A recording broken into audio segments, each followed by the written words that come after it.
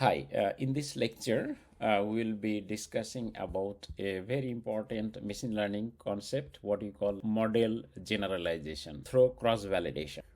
So cross-validation is a technique to actually better report your model. One thing is for sure that we are doing ML modeling for future unseen data, right? So our model, however, it does good for historical data, doesn't make any good if it is not doing well for unseen future data, right? But how do we make sure that? So given that we have our model, how do we report that the model will be doing as good as we report our results to be? Okay, so this is all about randomization of our data. So imagine that we have a set of data points represented through this box. One way is that we split our data and then use part of our data for training and then the remaining as validation or testing. Okay, so here we are looking at a particular k-fold scenario with k equal to 3. That means we are looking at a 3-fold cross validation setup. Okay, one thing I need to mention that here the data is IID. So we assume that all the data points here are actually independent of each other.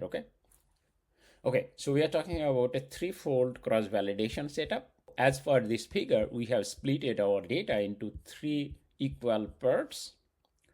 And then what you have to do, so we have to use part of our data as training and then remaining as testing. For this particular setup, we are using the first 2 parts, D1 and D2, as our training data, and then we are validating or testing our model on the third part, D3. Then what are the different ways we can randomize? So this is, of course, one way.